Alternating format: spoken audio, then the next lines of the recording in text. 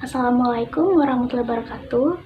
Perkenalkan, nama saya Gaudil Tami dengan NPM 2211031009. Di sini saya akan menyampaikan materi pendidikan agama Islam bab kedua, yaitu mengenai eksistensi makhluk di hadapan Sang Kholik. Yang pertama yaitu mengenai hakikat alam semesta. Nah, banyak para ilmuwan yang memberikan konsep mengenai penciptaan alam semesta ini. Misalnya seperti Newton yang mengatakan bahwa alam semesta ini memiliki luas yang tak terbatas, dan Einstein yang mengatakan bahwa alam semesta ini tidak diciptakan dan bersifat statis. Nah, tentu saja konsep ini bertentangan dengan ajaran Islam yang dimana alam semesta ini diciptakan dan kemudian akan dihilangkan pada waktu tertentu. Kemudian pada 15 abad yang lalu turun ayat Al-Quran yang menerangkan tentang penciptaan alam semesta ini yang disebut dengan Al-Kauniyah. Namun banyak orang awam yang tidak memahaminya karena mereka lebih mempercayai ilmu fisika dan sains, seperti yang dijelaskan dalam Al-Quran, Quran Surat Ali Imran ayat 190 sampai 191. Selanjutnya yang kedua yaitu mengenai proses kejadian alam semesta. Nah, di mana makhluk pertama kali yang Allah ciptakan yaitu adalah air, yang terdapat dalam Quran Surat Hud ayat 7 dan Quran Surat Al-Anbiya ayat 30, di mana air merupakan makhluk yang pertama kali Allah ciptakan.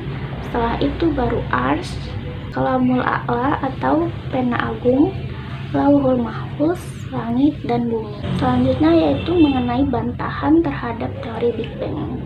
Nah, teori Big Bang sendiri ini adalah teori yang menganggap bahwa terciptanya alam semesta ini berasal dari suatu materi yang terkekang sehingga meledak dan menyebabkan ledakan yang dahsyat.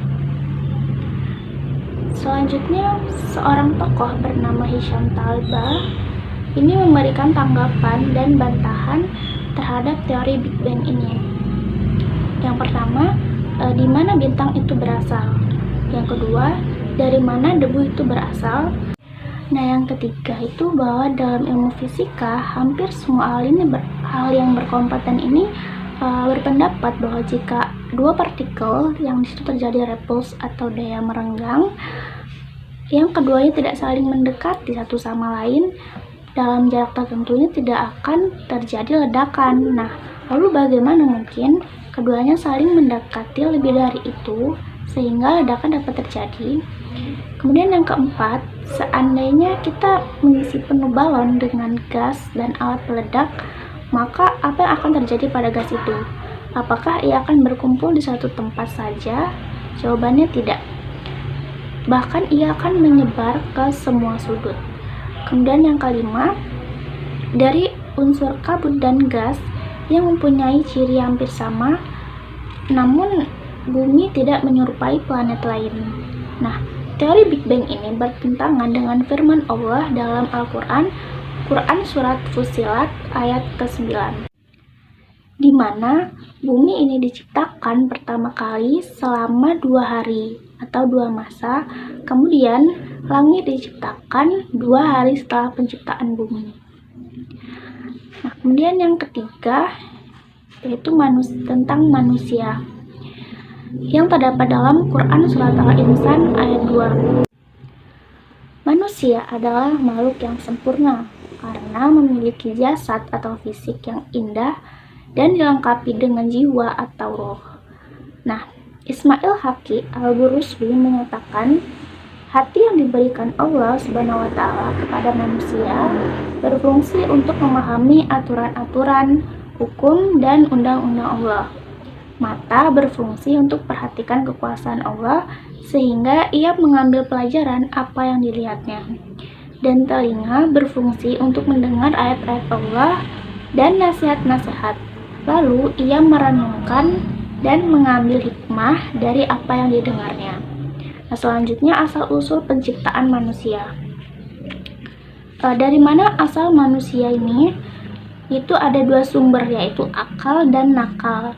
Nakal di sini adalah Al-Quran dan hadis. Nah, asal-usul manusia berdasarkan akal di sini ada dua kelompok yang menjawab pertanyaan ini. Yang pertama itu ada kelompok teori evolusi yang dikemukakan oleh Charles Darwin yang mengatakan bahwa manusia ini berasal dari kera. Dan yang kedua yaitu dari kelompok finalisme yang membela teori Darwin bahwa evolusi ini di masa yang akan datang akan lahir jenis baru yang berbeda sekali dengan jenis manusia sekarang. Selanjutnya, gugurnya teori Darwin. Nah, pembelaan dari kaum finalisme terhadap Darwin ini justru berlawanan dengan teori evolusi itu sendiri.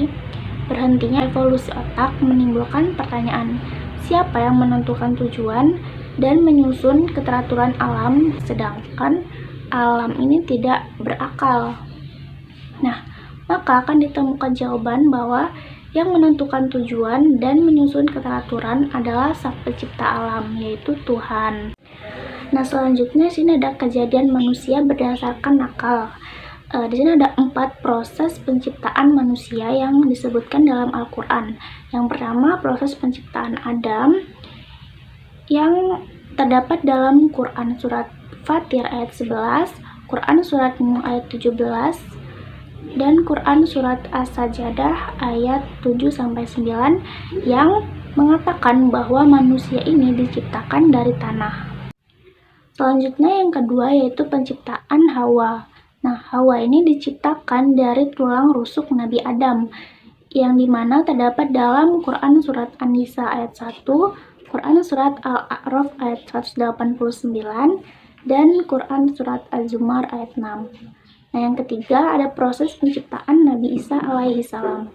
Nabi Isa ini dilahirkan melalui seorang ibu yang proses kehamilan tanpa ayah. Terdapat dalam Quran Surat Maryam ayat 19-22. Nah, selanjutnya yang keempat yaitu proses penciptaan kita atau manusia secara umum. Nah, yaitu terdapat dalam Quran Surat Al-Mu'minun ayat 12-14. Selanjutnya yaitu mengenai potensi-potensi manusia yang dijelaskan dalam Quran Surat Al-Isra ayat 70. Nah, secara umum dapat ditarik kesimpulan bahwa potensi-potensi manusia ada 4. Yang pertama ada potensi pikir yang biasa disebut dengan merasionalisasi rasional. Nah, potensi pikir yang ada dalam manusia ini terdapat dalam otak manusia. Ya, terdapat dalam Quran Surat Al-Baqarah ayat 266, Quran Surat Al-A'raf ayat 179, dan Quran Surat Al-Mulk ayat 10. Nah, di sini terdapat 3 ciri manusia yang telah memikirkan Allah. Yang pertama, mempunyai rasa takut kepadanya.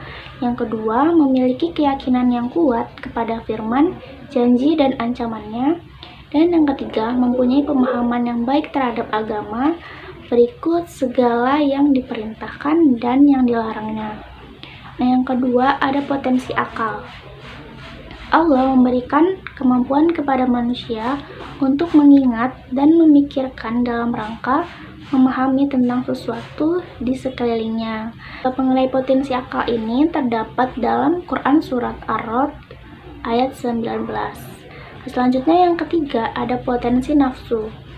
Nafsu manusia ini timbul dan terdorong dimulai dari perintah otak dan akal melalui organ tulang belakang manusia. Nah, bagi perempuan, nafsu berpusat pada cairan tulang dada, dan bagi laki-laki berpusat pada tulang sulbi. Nah, nafsu biologi ini menimbulkan yang pertama ada kebutuhan jasmani seperti makan, minum, pakaian, tempat tinggal, dan olahraga.